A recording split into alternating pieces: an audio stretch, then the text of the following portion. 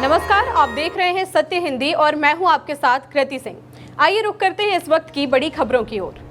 कांग्रेस 28 नगर पालिकाओं में आगे, 648 वार्डों में जीत। बीआरएस 6 नगर पालिकाओं में बढ़त, बीजेपी का नहीं खुला खाता। तेलंगाना की 116 नगर पालिकाओं और 7 नगर निगमों के चुनाव में कांग्रेस ने अब तक 28 नगर पालिकाओं में बढ़त बना ली है और 648 वार्डों में जीत दर्ज की है।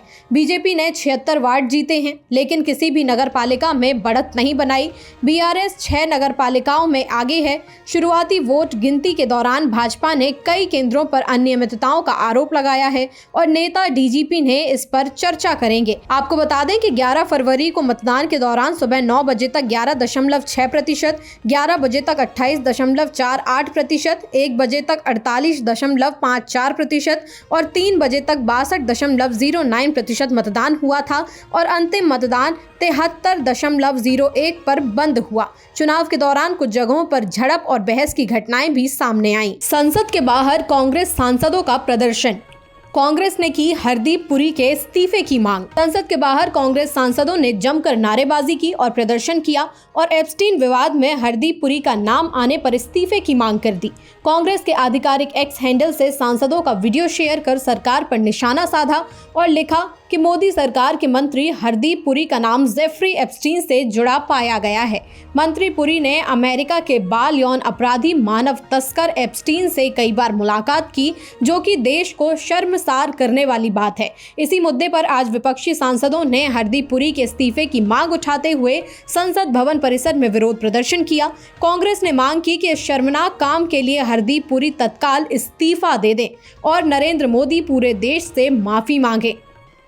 रिपोर्ट में दावा, स्टील और एल्यूमीनियम पर टैरिफ कम करेंगे ट्रंप। अमेरिकी राष्ट्रपति डोनाल्ड ट्रंप कुछ स्टील और एल्यूमीनियम उत्पादों पर लगाए गए टैरिफ कम करने की योजना बना रहे हैं। फाइनेंशियल टाइम की रिपोर्ट के मुताबिक ट्रंप ने 2025 में स्टील और एल्यूमीनियम आयात पर 50% तक का टैरिफ लगाया था। अब प्रशासन उन उत्पादों की सूची की समीक्षा कर रहा है और कुछ आइटम को छूट देने, सूची के विस्तार को रोकने और राष्ट्रीय सुरक्षा के आधार पर विशेष जांच शुरू करने पर विचार कर रहा है। न्यूयॉर्क फेड के अध्ययन में पाया गया कि अमेरिकी व्यवसायों और नागरिकों ने ट्रंप के टैरिफ का लगभग 90% खर्च उठाया। पहले 8 महीनों में ये 94% था, जो नवंबर में घटकर 86% हो गया। इसके साथ ही सुप्रीम कोर्ट में ट्रंप की टैरिफ लगाने की क्षमता को चुनौती देने वाला केस भी विचाराधीन है।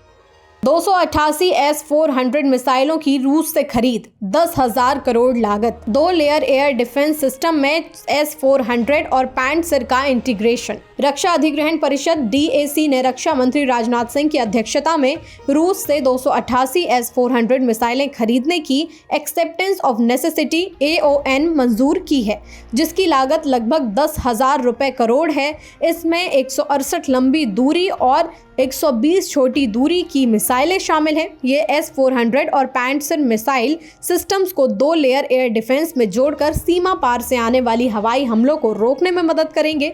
भारतीय वायुसेना और सेना के लिए MRFA, राफेल, कॉम्बैट मिसाइल और अन्य उपकरणों की खरीद को मंजूरी भी दी गई है। ये स्टॉक ऑपरेशन सिंदूर 2025 में इस्तेमाल की गई मिसाइलों की भरपाई के लिए जरूरी था। बांग्लादेश में BNP सरकार, तारिक रहमान बनेंगे प्रधानमंत्री। BNP की जीत भारत के लिए राहत की खबर।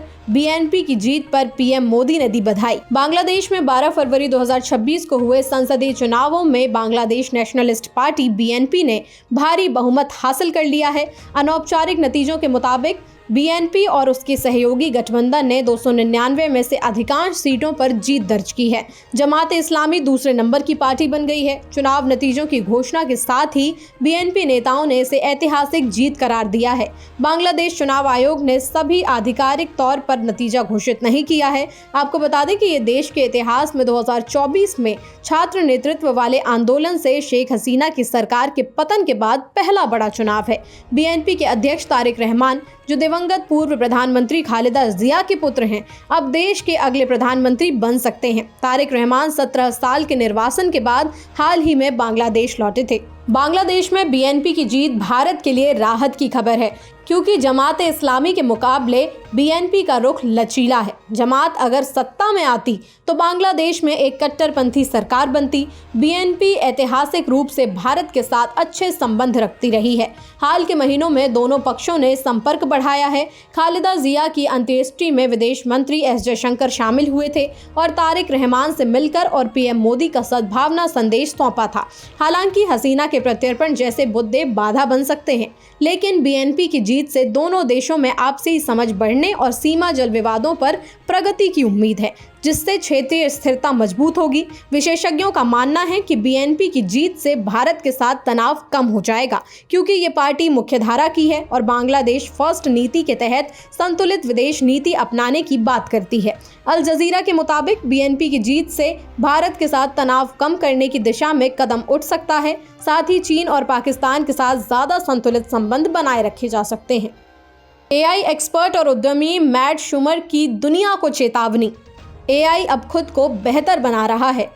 शूमर की चेतावनी, कुछ बड़ा आने वाला नहीं है, वो आ चुका है। आर्टिफिशियल इंटेलिजेंस एआई पर करीबी नजर रखने वाले उद्यमी मैट शूमर ने दुनिया को चेतावनी दी है कि एआई अब एक बेहद खतरनाक मोड़ पर आ पहुंचा है। अपने वायरल लेख समथिंग बिग इज हैपनिंग में शूमर कहते हैं कि एआई अब सिर्फ एक ताकतवर टूल नहीं रहा, बल्कि खुद को बेहतर बनाने वाली प्रणाली बन चुका है।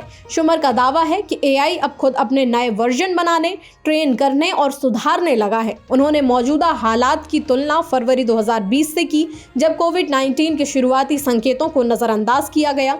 शूमर कहते हैं कि एआई खुद अपनी कोडिंग की गलतियां सुधार सकता है और नए सिस्टम तैयार कर सकता है। यही वजह है कि उन्होंने इसे एआई एक्सेलरेशन लूप कहा है। उनकी सबसे बड़ी चिंता ये है कि एआई की तरक्की अब सालों में नहीं बल्कि महीनों या हफ्तों में हो रही है। ऐसे में नौकरियां, अर्थव्यवस्था और इंसानी फैसले बुरी तरह प्रभावित हो सकते हैं। शूमर का कहना है कि कुछ बड़ा आने वाला नहीं है, वो तो आ चुका है। मोदी के करियर वाले ट्रंप के वीडियो पर एमईए की प्रतिक्रिया। एमईए का कहना है, वीडियो नहीं देखी। भारतीय विदेश मंत्रालय ने उस वीडियो पर प्रतिक्रिया दी है जिसमें ट्रंप ने कहा था कि मैं मोदी के करियर को खत्म नहीं करना चाहता। इस पर विदेश मंत्रालय के प्रवक्ता रणधीर जायसवाल ने कहा कि मैंने ऐसी कोई वीडियो देखी ही नहीं है। अगर ऐसी कोई वीडियो है तो हम कार्रवाई जरूर करेंगे।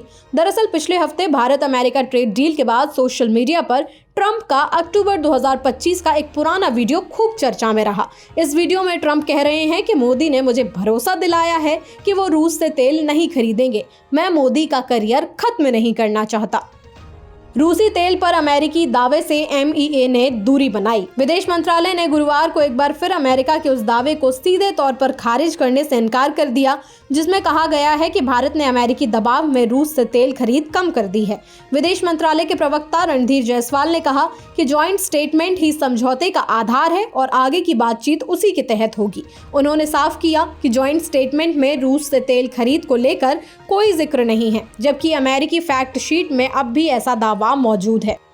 इतिहासकार प्रोफेसर इरफान हबीब पर डीयू में हमला। बोलते वक्त लोगों ने उन पर पानी और कूड़ेदान फेंक दिया। मशहूर इतिहासकार प्रोफेसर एस इरफान हबीब पर गुरुवार को दिल्ली यूनिवर्सिटी में हमला हुआ है।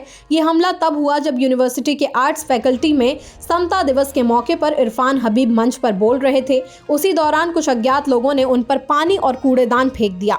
हालांकि हबीब को चोटें नहीं आई। ये घटना पीपल्स लिटरेचर फेस्टिवल के दौरान हुई, जिसे ऑल इंडिया स्टूडेंट्स एसोसिएशन यानी आयसा ने आयोजित किया था। सीपीआई के महासचिव डी राजा ने इस घटना की निंदा की है। इरफान हबीब ने भी इस घटना की पुष्टि की है और समर्थन के लिए डी राजा का धन्यवाद दिया है। हमले की इस घटना का वीडियो सोशल मीडिया पर साझा किया गया है। वीडियो में देखा जा सकता है कि जब प्रोफेसर हबीब भाषण दे रहे थे, अचानक स्टेज के पीछे से पानी से भरी बाल्टी और एक डस्टबिन उनके ऊपर फेंक दिया गया। बाल्टी पानी के साथ छात्रों के बीच गिर गई। प्रोफेसर हबीब पर यह हमला संगठित तरीके से किया गया लगता है।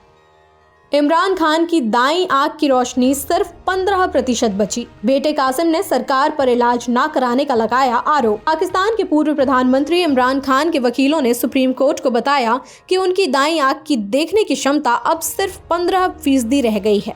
जेल में बंद इमरान खान के स्वास्थ्य को लेकर चिंता बढ़ गई है। इस पर उनके बेटे कासिम खान ने कड़ी प्रतिक्रिया दी है। उन्होंने कहा कि ये सब सरकार की लापरवाही और जानबूझकर इलाज न देने की वजह से हुआ है।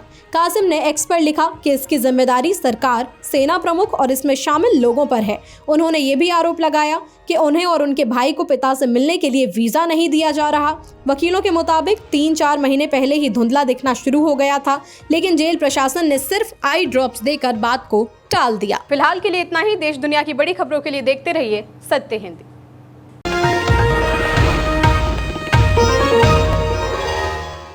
Copyright disclaimer under Section 107 of the Copyright Act 1976. Allowance is made for fair use for purposes such as criticism, comment, news reporting, scholarship, and research. Fair use is a use permitted by copyright statute that might otherwise be infringing.